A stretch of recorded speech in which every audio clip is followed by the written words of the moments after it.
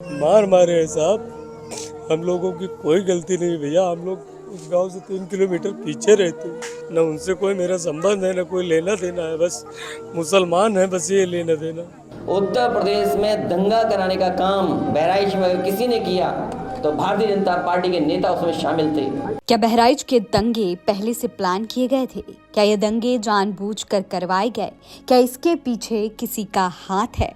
दोस्तों, बहराइच दंगों की हर परत अब धीरे धीरे खुलती जा रही है। अभी कुछ दिन पहले ही भारतीय जनता पार्टी के एक विधायक ने अपनी ही पार्टी के नेताओं पर बहराइच में दंगा कराने का आरोप लगाते हुए एफआईआर दर्ज करा दी थी और अब तो एक स्टिंग ऑपरेशन ने बहराइच दंगों की असलियत को एकदम साफ कर दिया है। दोस्तों, दैनिक भास्कर ने बहराइच हिंसा के दंगाइयों पर एक पूरा स्टिंग ऑपरेशन किया है और इसका एक वीडियो है जो कि सोशल मीडिया पर वायरल है। इसके बाद अब ये सवाल उठने लगा है कि क्या अब पुलिस इस पर कार्रवाई करेगी? क्या जिन लोगों ने दंगे करवाए उन पर कार्रवाई की जाएगी या फिर इसे भी नजरअंदाज कर दिया जाएगा? दोस्तों, बहराइच के इन दंगाइयों को सबसे पहले आप सुनिए और देखिए कि ये किस तरीके के खुलासे कर रहे हैं। सारे पुलिस वाले हट भी गए, सारे हरदी थाने के थे जो हमारे क्षेत्र के, ये वहाँ मौजूद थे। अच्छा, मूर्ति में, ठीक। हाँ। इन लोगों ने गद्दारी की वहाँ। ये सारे सस्पेंड हो गए। दोस्तों, भास्कर की इस वीडियो में ये दंगाई साफ बोल रहे हैं कि 2 घंटे पुलिस वाले हट गए थे, लेकिन इन्हीं के लोगों ने गद्दारी कर दी, नहीं तो महाराजगंज खत्म हो जाता। वहीं दरोगा जी का कहना है कि यहाँ विधायक की मर्जी चलती है। यानी इनका साफ तौर पर ये खुलासा हो रहा है कि पुलिस वाले यानी कि बहराइच के पुलिस वाले इनको 2 घंटे का समय दे रहे थे ताकि उस 2 घंटे में ये जो करना चाहें, जो जलाना चाहें जला लें। ये ऐसा खुलासा बहराइच की पुलिस को लेकर के कर रहे हैं और ये भी कह रहे हैं कि अगर समय दे दिया गया होता तो पूरा महाराजगंज जलाकर खत्म ही कर देते। दोस्तों, युवक जिस उपद्रव की बात कर रहा है वो 14 अक्टूबर को हुआ था। उस दिन राम गोपाल मिश्रा की शव यात्रा निकाली गई थी। वही राम गोपाल मिश्रा जिसने एक मुस्लिम शख्स के घर पर चढ़कर भगवा झंडा लहराया था। आसपास के गांव से सैकड़ों की संख्या में लोग शामिल हुए थे उसकी अंतिम यात्रा में।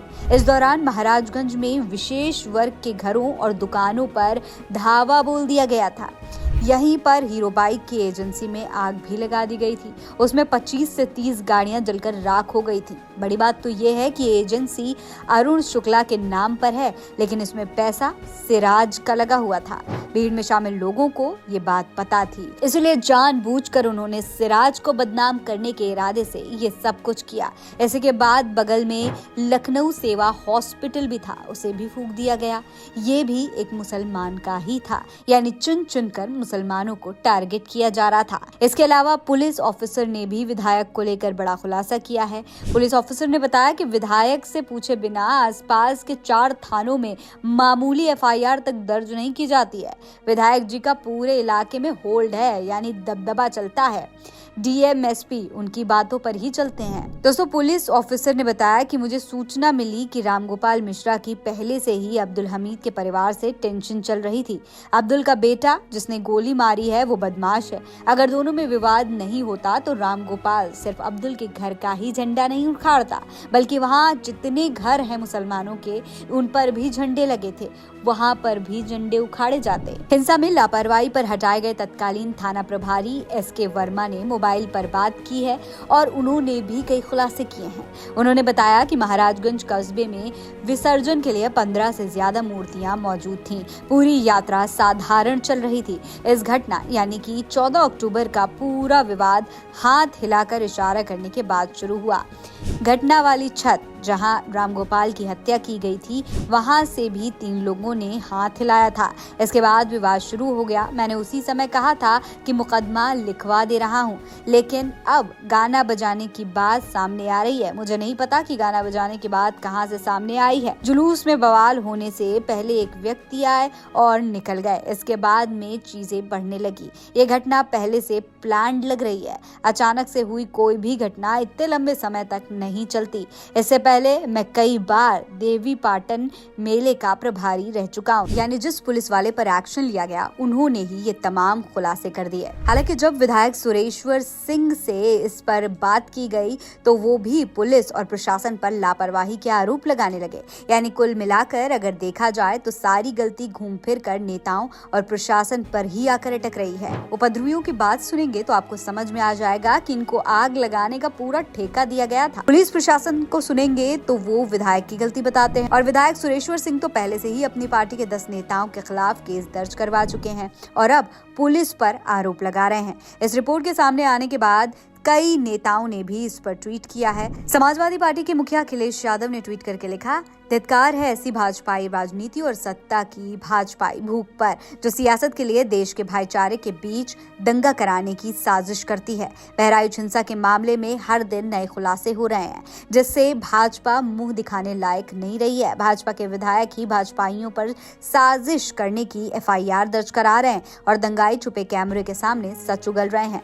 भाजपा के जो थोड़े बहुत समर्थक हैं और वोटर बचे हैं, अब तो भाजपा का ये षड्यंत्रकारी और हिंसक रूप देखकर वो भी शर्मिंदा हैं। भाजपा ने अपने समर्थकों की भावनाओं को गुमराह करके उनका इस्तेमाल अपनी सत्ता को बचाए रखने के लिए किया है।